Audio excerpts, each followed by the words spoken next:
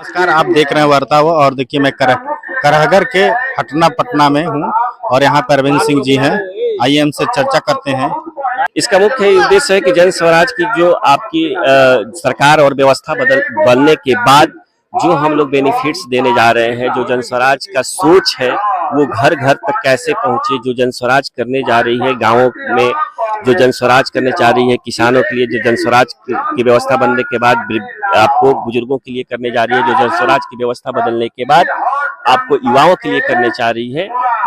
इस सभा के माध्यम से हम इन सब लोगों को ये बात बता सकते हैं, समझा सकते हैं कि ताकि आप जन स्वराज की व्यवस्था को लेकर आइए और स्कूल बैग पर आप वोट दीजिए, ताकि आपकी किस्मत जो इतने 35, 40, 50 सालों से जो खराब चल रही है, गरीबी चल रही है, उससे हम लोग बाहर निकल सके। इस बार संगठित होकर जाति पाति से ऊपर उठ के, मुर्गा भात से ऊपर उठ के, पाउच से ऊपर उठ के हम लोगों को इस बार स्कूल के बैग पर अपने बच्चों के लिए वोट दें, ताकि हमारे बच्चों का किस्मत खुले और हमारा बच्चा भी पढ़ लिख सके। यही इस सभा का सबसे बड़ा मकसद है। बिहार में तो जाति और पार्टी को लोग वोट करते हैं, इस तरह से कैसे? देखिए, जाति पाति से वोट आपको पूरे देश में होता है। जैसा प्रशांत जी ने भी हमेशा बताया कि पूरे देश में आपको जाति पाति से वोट होता है, केवल बिहार में ही नहीं होता है। हाँ, मुद्दों की कमी रहेगी तो लोगों को लगता है कि यार मुद्दों किसी के पास है ही नहीं है, ढंग की बात कोई कर ही नहीं रहा है, हमारे लिए कोई बात कर ही नहीं रहा है, तो लोग सोचते हैं कि चल यार अपने जतिये के वोट दे दे।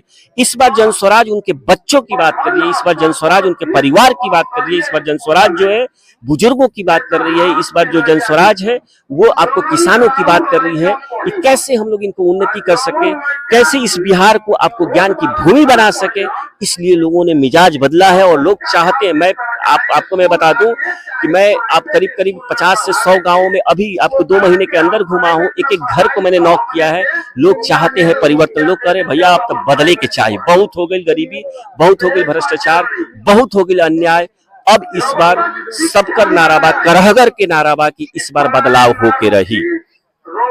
क्या 2014 में मोदी जी का एक नारा था, अच्छे दिन आएंगे, जी, उसी नारे की तरफ प्रशांत किशोर का भी तो नारा नहीं रह जाएगा? बिल्कुल, अगर ऐसा नारा रहेगा तो 5 साल के बाद लोकतंत्र में तो यही है ना भैया। अगर क्या प्रशांत जी क्या कह रहे हैं कि अगर जन स्वराज भी काम 5 साल नहीं करेगी तो इसको भी आप हटा दें।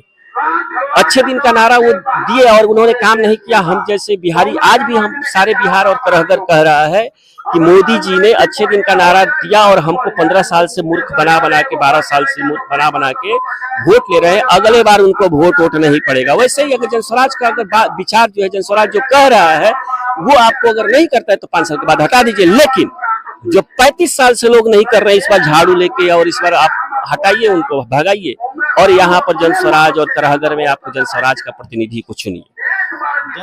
जन स्वराज का जो कोर वोटर है, यहाँ का जो कोर बिहारी है, जन स्वराज का वोटर वो है जो यहाँ पर आपको मजदूरी करने के लिए 2000 किलोमीटर दूर जाता है।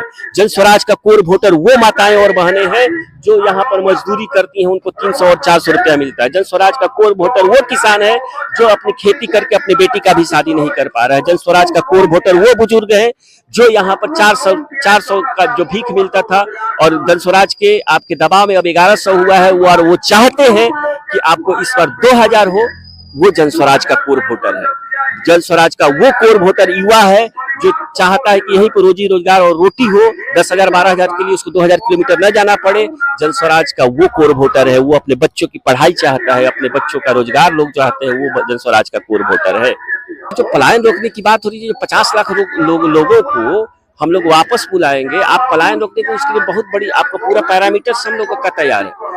जैसे कि आपको मालूम होगा कि पंजाब जो है आज अपने पर सेल्फ सफिशिएंट है अनाज पर, वैसे ही प्रशांत जी का यहाँ मानना है कि इस पूरे बिहार में हम लोग सर्विस सेक्टर को इतना बड़ा कर दें, पूरे बिहार में हम लोग ज्ञान की भूमि बनाएं। पूरे बिहार को हम लोग अगर टॉप 10 में ले जाना चाहते हैं तो बिहार हमेशा से आपको ज्ञान की भूमि रही है। यहाँ पर तक्षशिला, नालंदा और जैसे विश्वविद्यालय रहे हैं, भगवान बुद्ध ने आकर आपको ज्ञान लिया है। वैसे ही आपको वो चाहते हैं कि हर प्रखंड में आपको बेतहारा आपको जो है यूनिवर्सिटीज बने, आपके हर प्रखंड में मेडिकल कॉलेजेस बने, हर प्रखंड में इंजीनियरिंग कॉलेजेस बने, हर प्रखंड में आपको ऐसे स्कूल्स बने जहां पर गरीब के बच्चे जाएं और अच्छे से बेहतर पढ़ाई कर सके।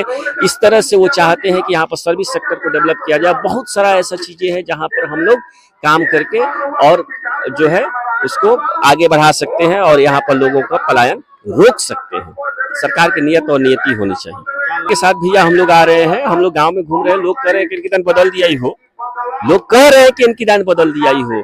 2025 में आप लिख के ले लीजिए, या तो हम लोग इतना सीट आएगा कि लोग गिन नहीं पाएंगे, और इतना अगर ऐसा अगर लोग की हमारी बात नहीं समझ में आई तो हो सकता है नहीं भी है। लेकिन एक चीज है, लोगों की बात समझ में आ रही है, लोग चाहते हैं बदलाव को।